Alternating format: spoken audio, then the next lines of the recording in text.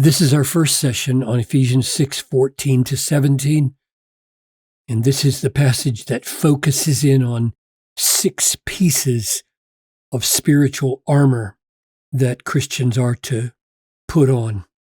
Let's read it, and then I'll show you something that you may not have been aware of before, just by way of your own reflection.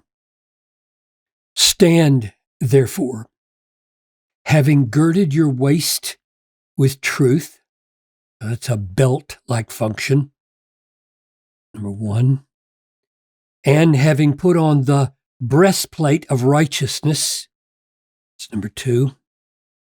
And having shod your feet with the readiness of the gospel of peace. So a certain kind of shoe, a shoe of readiness with the gospel. In all circumstances, taking up the shield of faith. Yes, you go back and underline this. Shod your feet with readiness of the gospel. Shield of faith, with which you will be able to extinguish all the flaming arrows of the evil one, and take the helmet of salvation and the sword of the Spirit, which is the Word of God. So 6 pieces of armor. I call it armor, even though shoes aren't usually considered part of the armor, just because that's what he was referring to back here in the preceding paragraph. Put on the whole armor of God. Put on the whole armor of God. And it might be good to just linger back there for a moment because of this word, therefore. What is he saying? Stand, therefore. Because back here, you may remember, in verse 12, there's this description of these 4 categories of enemies that we have as Christians. We don't wrestle against flesh and blood, but against rulers, authorities, cosmic powers over this present darkness, spiritual forces of evil in the heavenly places. So because of the magnitude, the supernatural nature of our enemies, and because he calls us to put on the whole armor of God to withstand, which is the same as stand against, and be found in the evil day, having done all, to stand. So there's a withstanding, and then when you've withstood all of these enemies with all this armor, you are left at the end of the battle standing. That's who wins, right? Every other soldier is lying dead on the ground and you're standing, which means you were not stripped of all the things that the devil wanted to strip from you. You are left standing, and you could list those probably, like faith and hope and love and righteousness. You are left standing and intact.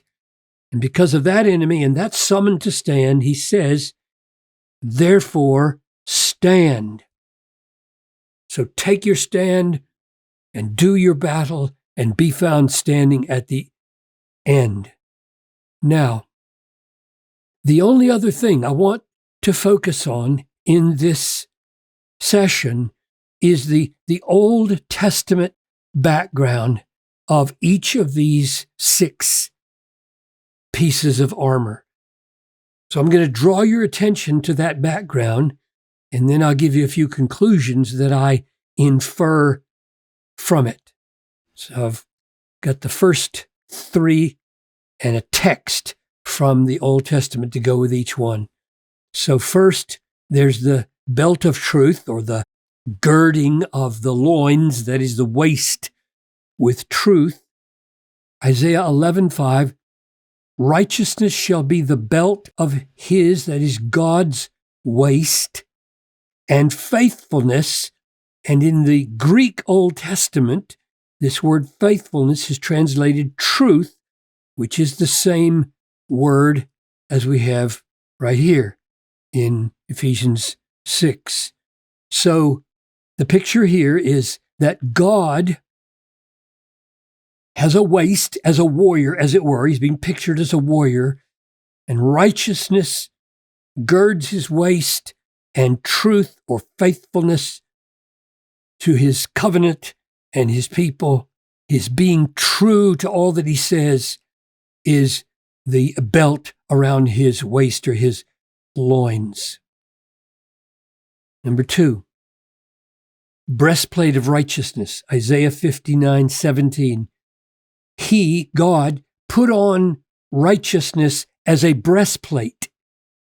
That's probably the clearest parallel with the Old Testament among these pieces of armor. And a helmet of salvation for his head. So that's going to come later, but there it is already. So the breastplate of righteousness in Ephesians is paralleled, in wording at least, from Isaiah 59. God put on righteousness as a breastplate. Third, shoes of readiness for the gospel of peace. Very famous passage in Isaiah 52. Oh, how beautiful upon the mountains are the feet of him who brings good news, or gospel. So you got feet, and you've got good news, and you've got gospel here, and shoes. So not an exact parallel, but very close. Fourth, shield of faith. Psalm 5:12. You bless the righteous, O Lord. You cover him with favor as with a shield. So the Lord is the shield here in the Old Testament. So a shield of faith, if you wanted to make the connection, would be faith in the Lord such that the Lord becomes the shield. Fifth, helmet of salvation. Isaiah 59:17, we've seen he put on righteousness as a breastplate and a helmet of salvation on his head. So God puts on the helmet of the salvation that he himself achieves for his people. He saves them.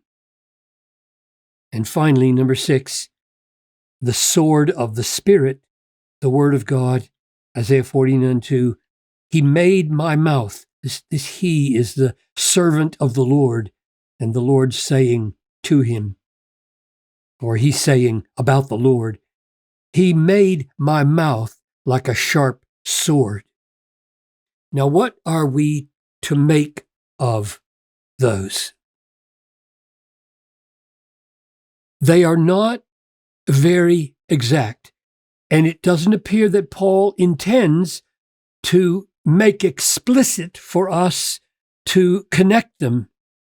But you can't deny that the language is remarkable. In other words, all of Paul's thinking here seems to be steeped in the language of weaponry that God himself wore in the Old Testament. And now he takes it and he makes it our weapons.